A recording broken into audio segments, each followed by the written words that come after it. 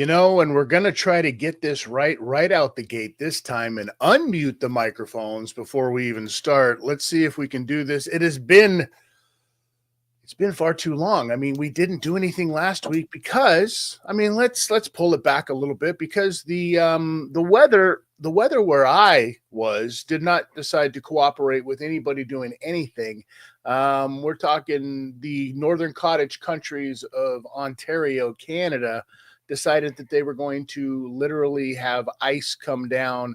I was at a wrestling show where thankfully the venue, the high school in the little town where we were, had generators. The show went on.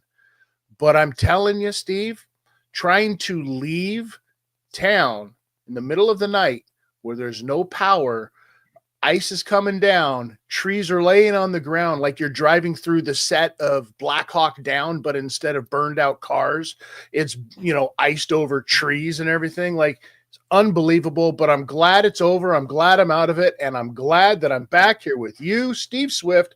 How the hell have you been, brother? I've been fine. The weather's great here, and in that it's sunny. Yeah. My beloved Liverpool just lost to Fulham. That's a shocker. And I've been gardening. Really? Do you know, I've been lopping crazy. Okay. I'm a mother-loving lopper. That's what I am. And a small chainsaw was involved at one point. Well, listen. I didn't touch the chainsaw because of what the judge has said and what there is a court order. I can't touch those kind of power tools, but I can look at them and clap, and I did. I even went, ooh, at one point. All right. I've been known to have some gardening happen in and around my house in the past. Probably not the same type as yourself. But, nonetheless, a green thumb is a green thumb, my friend. Now. Well, it all depends. It could be sepsis, so be careful. Okay, my bad. I'll get that checked right away. We had boxing this weekend. We had more boxing this weekend, and before we even get to that, I think we got to say, B is saying right here, Steve's shirt is legendary. Personally, I think the size of your boat is just fine. How can you not? How can you not? We don't need a bigger boat. It is way less offensive than my shirt. I can tell you that right now, and we're just going to leave that one right where it is, covering up. Yeah, it's best. You're a very, very naughty boy. I am. And speaking of naughty, you should see the new sweatshirt that I got in. Unbelievable. I'm gonna bring this up next week, or probably at some point later this week. I don't know, but it's awesome. Now, Steve, boxing happened this weekend, and the unfortunate reality is it seemed to be a weekend not just for boxing, it seemed to be a weekend for heavyweights. This was heavyweights everywhere, in kickboxing, in boxing, and in MMA. You know what I mean? There was a lot of beef being thrown around, it seemed like. Tell me what you saw about this fight very quickly. David Adelaide, Jamie TKV. Let's talk about these heavyweights quickly, because was this not an egregious miscarriage of justice? I don't know what you want to say. What happened here? You see, I watched the main event first and thought that's good. Talk about that more in a minute, but I thought great. Referee, great.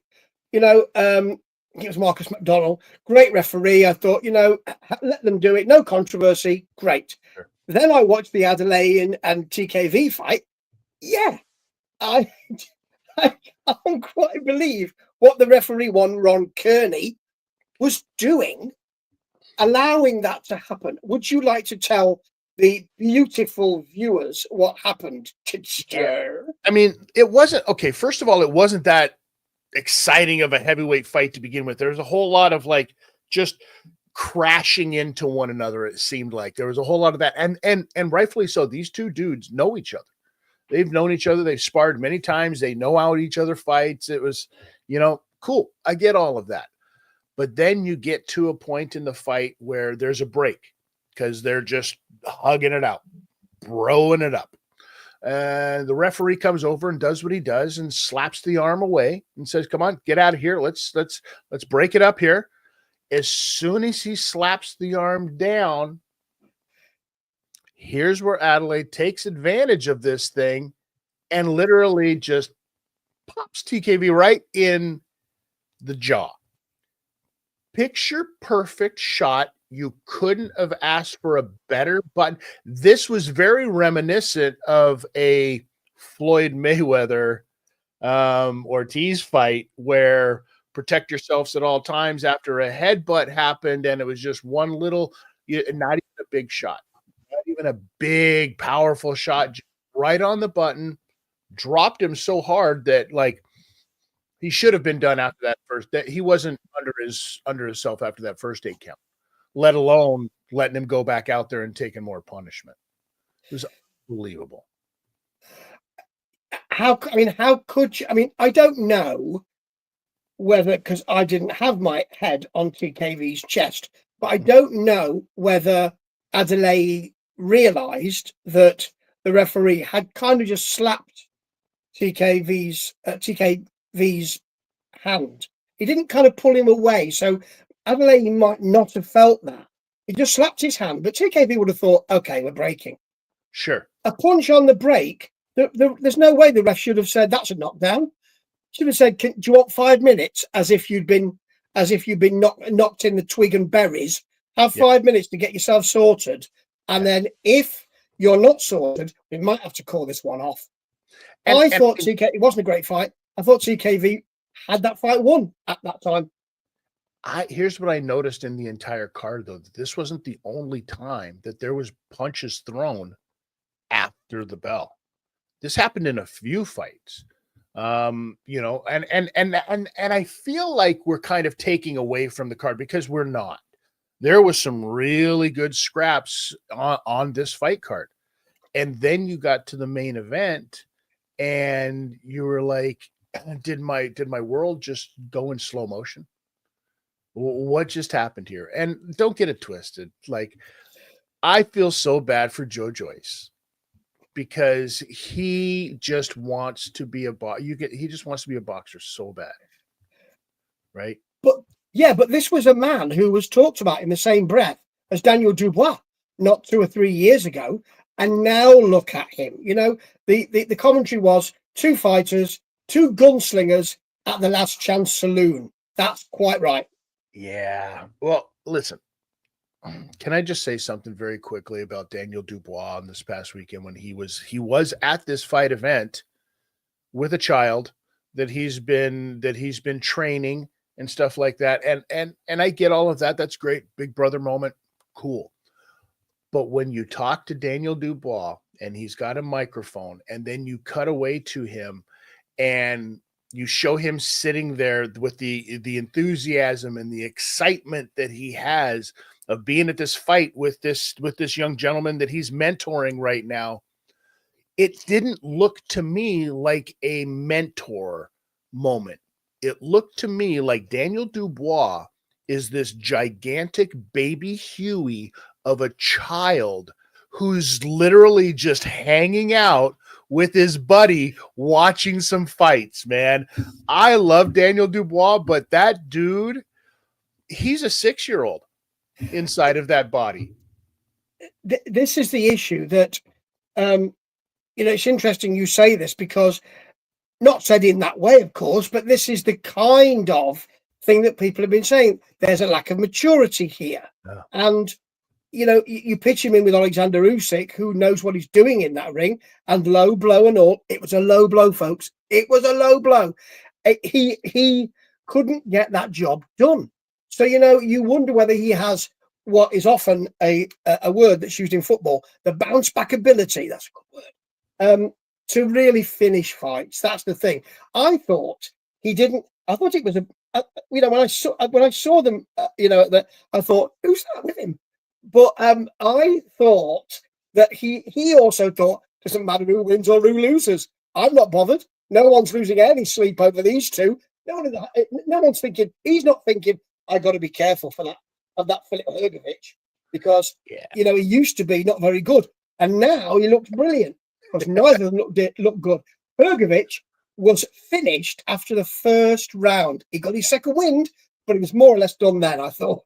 Yeah. Yeah. I mean, if you get a chance to go back, for those of you that haven't watched the fight, go back and watch it. It's fun. It's fun. And you don't have to worry about, whoa, what was that? You're not missing any action because you're going to be able to see it all. There's no problem there. The whole thing is like, it's like if you were to take a 78 and play it on 33 speed. It just doesn't work the same, ladies and gentlemen. Now, we're talking about guys that maybe should be done in the business. And it brings up the topic this week, Steve Swift, of comebacks. Because if you paid attention to the thumbnail that we've got out there, we're talking Deontay Wilder has announced that he's going to be making a comeback this summer. That in itself is crazy enough. Before we get into our lists of comebacks that were successful and not successful, let's talk about this for a second with Deontay Wilder. Is this something that heavyweight boxing needs, or is that we watched the fights yesterday. Sure, Deontay Wilder could do great in there with a Joe Joyce or a Hrgovic or any of these guys, probably, right? But the top of the tiers, the top of the ladder, is Deontay Wilder even close to that anymore? No, absolutely not. The guilt is well and truly off the gingerbread with the bronze bomber. Absolutely. He's got a suspect chin. And the feeling is that, yeah, well, you were lucky. I don't think that's the case. But a lot of people think, well, he was lucky. And last night's fight, I thought was, well, whoever wins, and Hrgovic did, I thought it doesn't really matter, does it? Because you're not really going to trouble the scorers, are you? So I don't think we need to see Deontay Wilder having a dipping my toe back in the water fight with someone who's 25-4. Is that right? 25-4, is it? Yeah. Listen, everybody knows the only fight that anybody's going to want to see at this time, at this level, with Deontay Wilder, is Francis Ngannou. Francis Ngannou wants to fight. He's not that great of a boxer. Deontay Wilder wants to fight. Listen, don't get it twisted. A whole lot of heavyweight title defenses when he was champion, but we've talked about this before and how it was a little thin. It was a little thin in the waiting pool, back then with contenders for Deontay Wilder anyways. And it seems like because of that time, a lot of heavyweight fighters have decided to come back and do quite well. We saw it with Tyson Fury. Usyk moves up. We've got Joe Joyce, who came back to try to make a run. We saw how that happened. We're talking about, somebody who's going to be on the list that we're going to be talking about in a second. And it seems like heavyweights, it's much easier to do this, I think, right? Is this, do you agree? Yeah. The thing about heavyweights is you're not going to have as many fights because it's agreed that, well, it could be head trauma is a terrible thing, and heavy punches and all that, and big money. So you're not going to have as many fights as if you are a smaller guy. Right. So that's the issue. And there are several people who made comebacks, and we'll talk about heavyweights and not heavyweights. And those heavyweights, they may have come back, but not as much. It was, well, they came back in that year and they had one fight or two fights. It's difficult for the smaller guys because you have a lot more fights. Well, let's talk about that. Let's get right into this, shall we, Steve? Because you talk about some of the smaller guys, and I want to bring up this first one right here. Eric Morales is a prime example of what we're talking about, is it not? Like, here's a guy this is a dude who had like some of the trilogy fight with Barrera, unbelievable. His fights with Manny Pacquiao, unbelievable. And then he kind of fell off, but then he came back many years later, and it wasn't, yes, El Terrible turned into very terrible. You saw little flashes of it, but there wasn't anything there, right? Yeah, the thing is that it's, you've got to remember, you've got to think what's around this. So it's not just fighters saying, I'm going to make some money for myself. It's not that. It's right. The whole issue of, I've got a trainer, I've got a manager, I've got an entourage, I've got other training staff. Actually, there will be someone in here or several people in here saying, we could do with a bit of cash, You know, you could come back, and they'll also be feeding that. You're still great, champ. You're still a champ in my eyes. You're still great, and because that punch is the last thing to go, and because at any weight class you can hit a perfect punch and get in there. Mhm. You know, I mean, look at Audley Harrison against Michael Sprott, Right. I think it was. The last second, uncorked a massive punch. It was heavyweight, yes. But there's always that opportunity, even when you're losing badly, one punch will finish it. So you've got to remember there are enormous amounts of people reliant on boxers, and they have it very tough. And that's the business of boxing, which also bleeds into the bullshit of boxing because there's far Yes. too many people who have their hands in the pot, and they're not the ones out there putting their lives on the line, right? Yeah. You've also got a situation where someone can come out and stink up the joint, as you say, you know, came back, not really there. But Yeah. they can stink up the joint, but actually harder now with social media because people are going to get through and say, that was just terrible. But generally, before that time, and even now, you can still be living in that bubble and have a situation where people still say, you were great. You were just rusty. You need another fight. And then the money keeps flowing. So that's the issue with that, isn't it? There's also the issue about the ego, isn't there? There's the macho ego. And it is a trade-off of how awful will I look or how brilliant will I look? I might be able to do this, but how terrible will I look if I can't? And a lot of fighters never think that. Yeah. It's a plus. It's a terrible, terrible sport for people leaving because it's 100%. all encompassing when you're there. 100%. Now let's talk about this one. Here's a perfect example right here. You know, we're talking about one who both of them. Listen, don't get it twisted. I thought that this was some of the worst era of heavyweight boxing when it was just like, oh, look, there's a Klitschko on top. Great. Who cares? And now you've got one coming back, you know, and another one who already tried to come back. Yeah, these, as you know, are the Klitschko twins. Yeah, So right. the thing is, they're heavyweights, but they won't have shipped that much punishment because they spent 80% of the time hugging people. So it's easier if you're a heavyweight to come back. We discussed this earlier, didn't we? Easier if you're a heavyweight because you won't need the conditioning. It's understood that if you get past the fourth, fifth, sixth round, you're probably gassed. So is your opponent. And so you might be flopping around like a fish, but you know, that's the heavyweight game. And there's always the opportunity of a big punch. So it's easier. And you can become relevant very quickly because there's so many of the alphabet belts out there as a heavyweight. Because I mean, Vitali came back fighting Sam Peters, something like that. Like, who the hell even knew who he was? But he ended up getting the WBC belt back. And once you've got that belt back, now you're back in the mix because you're on the top of one of these alphabet soup lists, right? And it worked out for him. I don't. And let's talk another heavyweight here. Now, this one, ladies and gentlemen, Larry Holmes.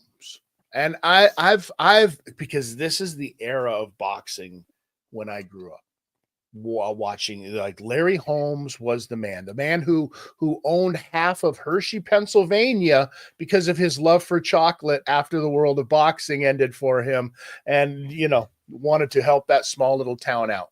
Larry Holmes is a gentleman, in my opinion. Yes, and the thing is that you know, at some point we're going to have to talk about whether or not it's a retirement, whether it's a comeback, or whether you're doing a Tyson Fury and saying 2 weeks after you're finished, oh, actually, I fancy coming back because you're a shithole, you're a dosser. So is it, or are you saying I've been away for 3 years, now I'm coming back? Larry Holmes did this. You know, he fought Tyson in '88. It didn't go well. He was stopped in the early going. But he came back and he had some notable victories. You know, Ray Mercer beat Ray Mercer. He fought Holyfield. I mean, he couldn't win, but he fought Holyfield. Yeah. You know, so he it wasn't as if he was on the comeback trail and you thought it's diminishing returns. As you say, who are you? Who am I fighting now? Nobody knows you, and I've only just beaten you by a split decision. He fought some big names. He fought Oliver McCall as well, but he fought some big names. At what point is Ian McCall going to get any respect whatsoever? You know what I mean? Jerry Cooney has more respect than Ian McCall, and Ian McCall's had just as big a fights. No, he has. The issue is that the picture in my mind and other people's minds is his breakdown in the ring. 100%. I think that's the main thing. Him crying, and we know why, or we surmise why because of all the issues and the drug addiction and all of that. Yeah. But that stays with you, doesn't it? And boxing is still about going out on your shield, isn't it? That no mask thing goes with you, and it stays with you. And that's one of the reasons why Holmes, because he carried on, and he just bashed through. He eventually called it a day, but he bashed through. Now, it wouldn't be a list if you didn't put this guy on there, because realistically, I mean, is it considered a comeback, or is it considered just, let's try this again for some quick cash, right? Because there nothing amounted to. He had two. I guess I don't really consider a comeback being a comeback when the pause in the game is because your ass went to prison, right? So you have to look at the comeback.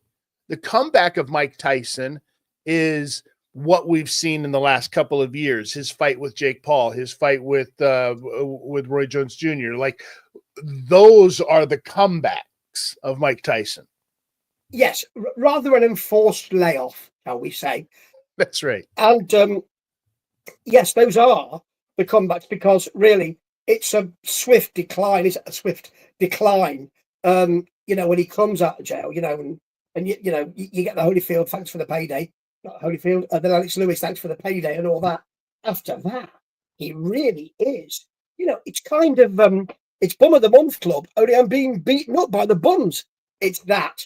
But yes, his comeback is different. It's different to any of the other comebacks here because it's a media comeback. Yeah. So he's got all of that, and boxing's not the important thing for him. Thanks for the payday, and it'll help me to sell my sidelines. So he's smart in that respect because he's positioned himself as a celebrity. Mm-hmm. And who would have expected that from Mike Tyson? He is the last person. If you said Alexa, and there are other AI systems available, show me a boxer who is bound to fail and have a bad story, you would, they'd give you a picture of Mike Tyson, wouldn't they? But he's managed to really change things around for himself. Well, he, like you said, he became a celebrity outside of boxing, whereas a lot of people that become famous in boxing still remain just that, only famous in boxing, like this person right here. As much as we love to talk about the heavyweight champion that was Evander Holyfield, let's call it what it was. He was an overblown cruiserweight, right? A light heavyweight at the time because they didn't have cruiserweights or bridgerweight or whatever the hell they're trying to call it this week. It's probably changed now. But Evander Holyfield is another guy who came back, after a big layoff. And also worrying because, there are stories of, and whether they're true or not, I don't know. There were stories of, well, your eye. We can't really because of your eye. I'm going to shop it around and see who'll give me a license. Yeah, but your retina. No. I'm going to shop it around. There's also that thing, and I don't know if this is true either, but I read that there's a kind of, well, God will tell me. God will call this. I will not. God will call this. That's, with a comeback is also that I can't believe that this is happening. It's like Derek Chisora saying, well, hang on, I've got one more fight, which probably will be with Daniel Dubois now. I've got one fight. And actually, a year later, I'm coming back. I don't want to watch any of your fights because that's like pit fighting, and I don't want that. It's like lots of people attacking an elderly gent, and I don't want that. So that's the way I felt about Holyfield when later on in the career. Yeah. Yeah. I got to agree with that. I mean, it was nice the fights that you did get to see from him, but after the fact, like after the whole Tyson thing and everything like that, I was like, okay, I'm done. I'm out. Now, here's a gentleman, as we talked about, probably the best example of a wonderful comeback, right? Yeah, because like Tyson, he positioned himself as a celebrity. So Right. as we said a couple of weeks ago, he was the cool killer in the 70s. He came back as your favorite granddad with that lovely smile, as you say, and he's got the grill and all of that. So that is beautiful. And actually, although the heavyweight landscape at the time needed someone like Foreman to come back, he was never the feeling was, and it was never mentioned, but the feeling was beautifully done, that he's not a great boxer, is he, everyone? But he's the personality we need. And that punch is the last thing to go. For Foreman, it certainly was. And he didn't half wrangle his career beautifully. Those comebacks, you're right, are probably the best comebacks of any boxer I can think of. Yeah. And you talk about the landscape of boxing then. I mean, yeah, you had heavyweights like Shannon Briggs and Tommy Morrison at the top of the game. I mean, come on. What are we doing here? The heavyweight boxing was a mess. Don't you be dissing the machine gun. Don't you dare. Don't Tommy Gun Morrison, don't you dare diss that gentleman. I can't keep that up. You almost got through it. You almost got through it. Yeah. What's he going to do? Infect me? Get the hell out of here. Listen, tell me about this man right here. All right. Now, this is another one. Yeah, this is Joe Bugner, who, people across the pond might not know Bugner. They might do because, he was a famous heavyweight, but he was a British trier, really, and came back several times. Was famous at the end of the 70s. Yep. Came back in 82. Mm-hmm. Lost to Ernie Shavers. I mean, Ernie Shavers was a tough dude. People seem to forget. Tough dude. Lost to Marvis Frazier. A bit of an upset, bit of a surprise. But then changed his citizenship, went to Australia. I think he called himself Aussie Joe at the time. He did. Right. And then got victories over James Quick Tillis and Greg Page. And then finagled that into a fight against where's Harry? Frank Bruno. Just extraordinary. And that he kind of did that on his own. He had a kind of Indian summer again. He got a second breath. And he wasn't a great personality, but he was well liked. He was easy to watch. But that is doing it really well. But he had to move to a whole different country to get it. And if I'm not mistaken, he did fight Ali. He did. And if I'm not mistaken, the story goes that Muhammad Ali actually said, if I'd have listened to the people that were telling me how easy of a fight this was supposed to be, I'm supposed to just walk through Aussie Joe.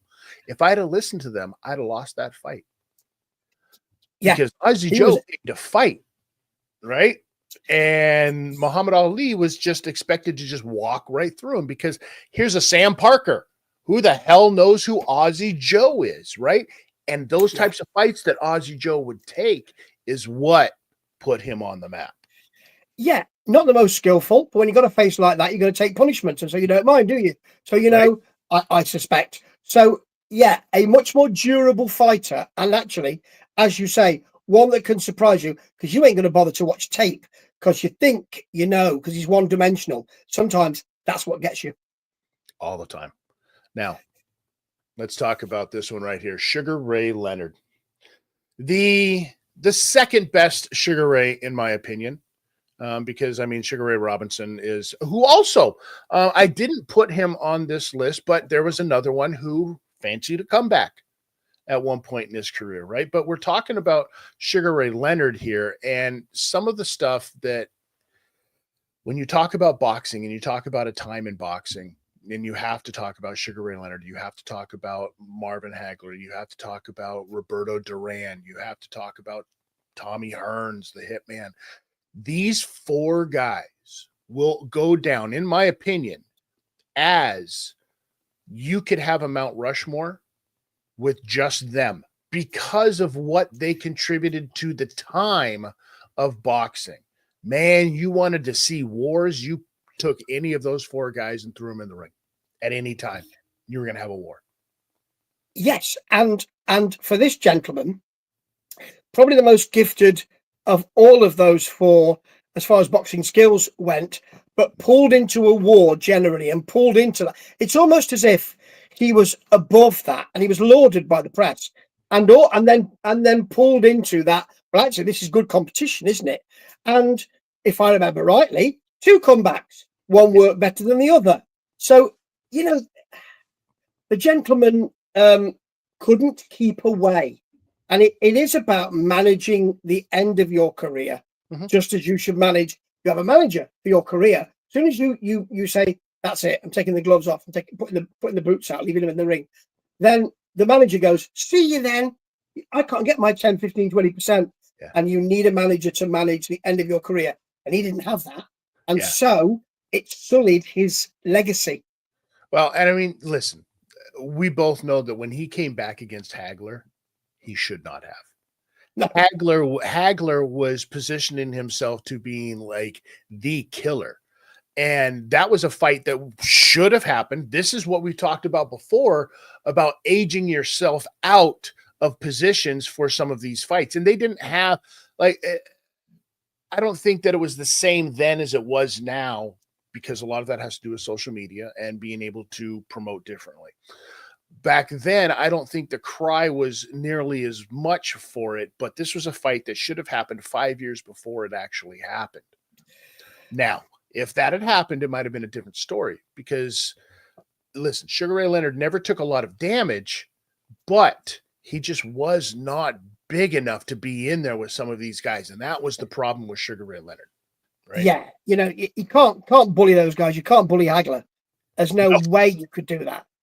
You need to stick and move, and I know that Leonard could do that, but not later on in the career. That's the thing. Yeah. Now, let's talk about the man right here, because if we're talking about comebacks, we have to include the greatest small heavyweight of all time. And I'm going to say this because if by any kind of standards, Muhammad Ali was not a large heavyweight in any way, shape, or form.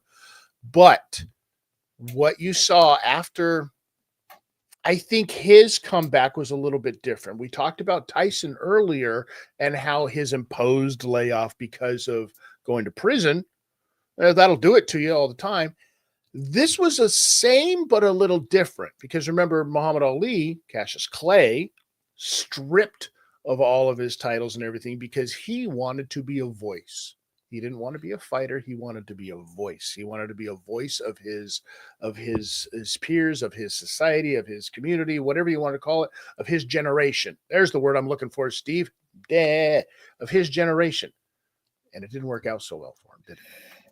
No, because actually, as a fighter, it's impertinent to say I'll control it here, and I still don't think that happens. I still don't think that fighters do that.